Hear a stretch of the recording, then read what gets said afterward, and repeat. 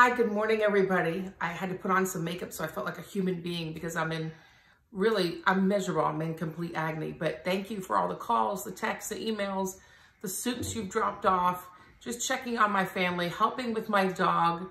I even had my friend Nicole Anderson bring me this recliner that I swore I was not going to need, but I can't lay down because I'm in so much pain. So I'm just grateful. But I wanted to give you an update. I did leave the hospital because they felt like, well, I could have stayed. Given my compromised immune system, I was going to put myself at more risk by staying. So we're on day 4 after my surgery.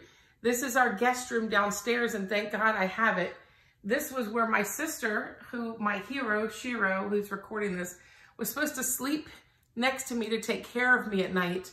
And but Gabriel came home and saw me, and he cried, and he said, his word was about, nobody's going to tell me what my emotions should be, and I'm sad. And I'm going to sleep next to my mommy. So that broke my heart. So every night he sleeps here. Lisa has to keep running downstairs to take care of me. But what we did is I have these drains, these pouches. I have 4 drains. I'm not going to take them out because they're really gross. It's full of fluid like blood. On my YouTube channel, I am going to show a little more detail for people who want to learn more because I believe knowledge is power. I'm just not going to post them on social media. You'll have to look for them. But these drains, I have tubing for the drains coming out here from the incisions and here. So I have 4 drains that will last about 4 weeks. And what my sister has to do is she has to record the amount of fluid that's coming out of each drain. And when it gets low enough, eventually they'll take one out at a time. But they've got to get, if you see, I'm so puffy. I feel like Willy Wonka. I'm so puffy, my stomach, my body, my face, from all the fluid from that 8-hour surgery. And I'm in a lot of pain. So as this comes out, I also have a nurse that's coming over in a little bit. The nurse is going to come over 3 days a week. I have an occupational therapist who's going to come over to help me, and a physical therapist because they said I have to learn how to get in bed. And I refuse to because it's so painful. I'd rather walk a million laps around my house. I am walking.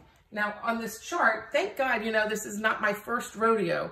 And we happen to have these 2 boards, which is when I had leukemia, we used because I had 40 medications when I had leukemia that had to be managed during my bone marrow transplant. So my sister, who's amazing, she put my list of morning, noon, afternoon, and evening medications, the phone numbers for emergencies, the as-needed medications, when I could take the tramadol, the pain medication, the only true pain medication. So I feel like I'm under-medicated because I've cried about the pain I'm in, and the follow-up appointments, and then the times of each one of my medications, the times of the drains, and really it's helped us. So if you go through this at home, it's good to have these old school dry erase boards instead of an app, because you can have different caregivers come in and help you and just pick up where one person left off. Eventually my sister has to leave Saturday. I have another friend coming Sunday, Natalie, and I'm so excited, but she needs to be able to go follow through and just keep going. But I'm so grateful for all your help. It has been humbling. It's embarrassing. I've cried because I had a walker to get around. Now, you may know people who've gone through a double mastectomy and maybe things have been different. They didn't need a walker, but I can barely walk without pain. Yesterday, my sister had to bathe me. They've had to bathe me every day. They had to get me a chair to put in the shower and bathe me with special medicine to tap over my incisions, which run from here to here and here to here, and then hose me down, which is pretty embarrassing too. So emotionally, physically, mentally, you go through a lot, and I'm going through a lot. So don't let the makeup, fool you. I know I don't look spectacular this morning, but I appreciate everything all of you have done, from the messages, the meal trains, just the friendships, and I hope all of you armor up for life.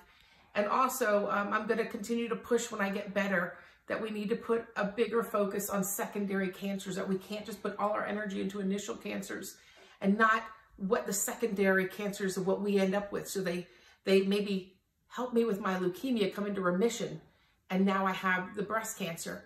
Hopefully they got it all out, but what we're waiting to find out, yes, preliminary reports show it's not in my lymph nodes, but I don't celebrate till I hear that final report, which I should hear on January 13th, that it's not in my lymph nodes. Either way, the next step, I meet with a breast cancer oncologist who will determine what I need, if I need it, Again, I can't have any more radiation. I've had full body radiation from leukemia. That will be one step. And then the last thing is, then I have to meet with my leukemia oncologist to make sure that despite all of this trauma to the body, despite, you know, I have my sister's DNA, it says no evidence of patient in my blood. He has to make sure that I'm still in remission. So there's a lot of emotions, a lot of fears, and just a lot going on. But thank you. This is the easiest way to update you, and I'll continue to do that. And I'm going to do some other videos on my YouTube channel, again, to talk about these lovely drains that I just don't want to share with everybody if they're not ready to see what's in them. Have a great day. Don't forget to armor up and prepare, present, prevail.